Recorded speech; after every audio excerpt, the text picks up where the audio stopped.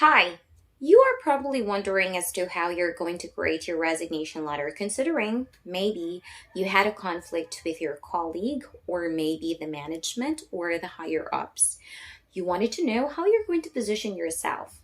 Will it be okay to be honest and detail everything in your resignation letter? Or would it be better to be polite? So let's answer that in a bit. Now, let me show you an example of an actual resignation letter. There's a story behind this letter. Let me share it with you. Now, let me first give you an overview of the resignation letter. So, this is it. This is how it would look like. You'll have your details on top, which is your address as the sender. Below that will be the date. And then right below will be the receiver of the letter to whom you're going to submit the letter to.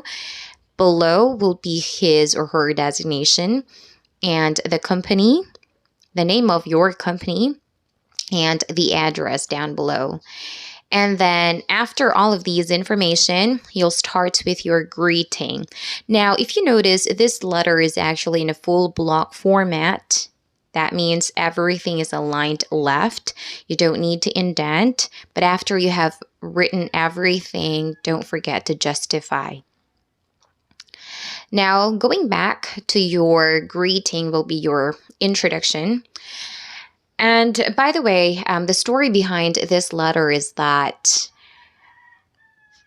there was a mistake committed by the previous employee. Let us say that employee was employee A. And when employee A was fired by the company, employee B took over his position.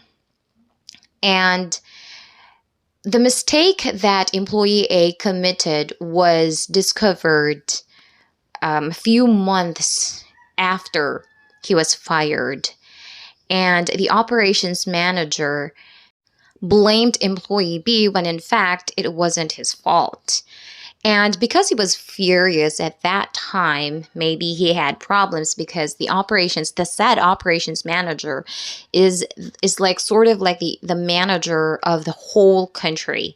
So he has a lot in his plate. He had a lot in his plate at that time. So he got furious and he did not fire employee B actually. But what he did though was he asked employee B to resign. If you think about it, it was a very clever move done by the operations manager. He's actually a lawyer. That is why he knows everything about the law. So if it's the employee who will submit the resignation letter, then of course the employee cannot go after the company, most especially him. You might want to ask, did the employee B, specifically submit the resignation letter? The answer is yes, but not immediately. But why? Actually, employee B doesn't have any intention to submit the resignation letter because he didn't do anything. But then again, who wouldn't if you will be in his case, if you will be on his shoes? Why? Actually, the employee still would go to the office as he normally would. Like nothing happened because of course it's not his fault. He would go to the office and still do his job regularly. But then again, every time the operations manager would see him, the manager would talk to the other employees, to the other staff, would ask the staff and the other employees whether or not employee B had already submitted the resignation letter. And he would intentionally make his voice as loud as possible so that employee B would hear their conversation. It's as if he's provoking employee B. Therefore, employee B thought, he doesn't want me in the company anymore. So why would I force myself in this company? Considering the situation, employee B decided to submit the resignation letter, and this is its content. Now again, going back to the first paragraph, this is his introduction. I am honored to be given an opportunity to work in the company as a customer relations representative / credit investigator, and collector. The trainings I had gone through and the experiences I had in the field had helped me boost my confidence in dealing with customers and improved both my communication and sales upselling skills.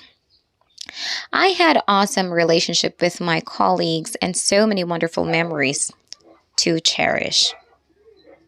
In the first paragraph, if you notice, he showed his gratitude towards the company. And at the same time, he also expressed here that he is not just a mere employee, but he is also a person with a good relationship towards his colleagues, and he is also a friend.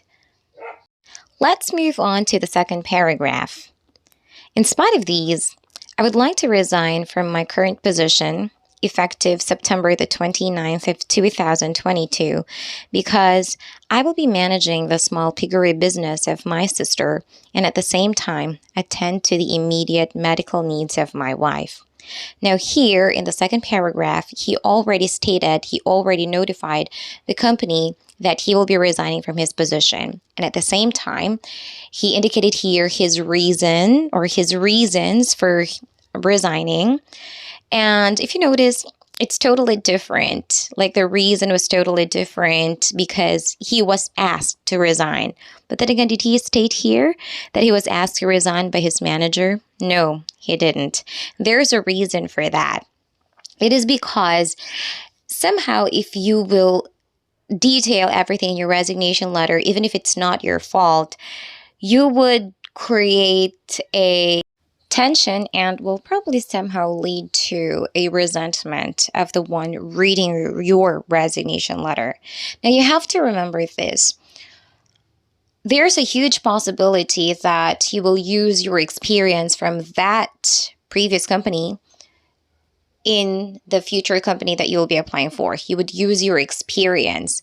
And if you have a bad exit, then probably the new company that you will be applying for will contact the previous company, would ask your background, and the previous company that you worked for might give a bad feedback about you. So if anything happened, maybe if conflict arises, you can definitely pacify that with your resignation letter. Just at least do your best to be humble and polite as much as possible in your resignation letter so that at least you'll pacify the tension, you'll pacify the anger, most especially if the person you had conflict with is part of the management or the higher up. So you really have to be careful with your resignation letter. It's not just a mere resignation letter like what we think, but you have to reconsider everything before detailing every information in your resignation. Besides your reason, you will also specify here the effectivity date of your resignation. So if we go back to the letter, the effectivity date is September the 29th. And if you go back on top, the letter was submitted August the 29th. So it's basically 1 month after. Most likely, it would be ideal to render at least 30 days for your resignation. Other companies would accept 15 days, but the ideal is really 30 days. So here, the employee really did his best to render 30 days. Now let's move on to the third paragraph. I will willingly return all the company assets which are in my possession on the last day of my duty. I will also properly turn over all the accounts that were assigned to me to the next employee who will handle them. Should there be anything else that you want me to do, which is in accordance to my responsibilities, please let me know right away. I will be happy to perform it to the best that I can. So here in the last part, even though something already happened to the company, the employees still offered additional help or additional extra service to the company. That's, of course, related to his responsibilities and duties. And at the same time, he also promised in the last paragraph to return every company asset that's currently in his position on the last day of his duty, which would be in September the 29th. And then finally, thank you so much for reading this letter and have a blessed day. So here, of course, if you will be the one reading the letter, even if you are the manager and you asked the employee to resign, somehow you will probably feel sorry of what you did of asking the employee to resign without probable cause and at the same time without proper investigation.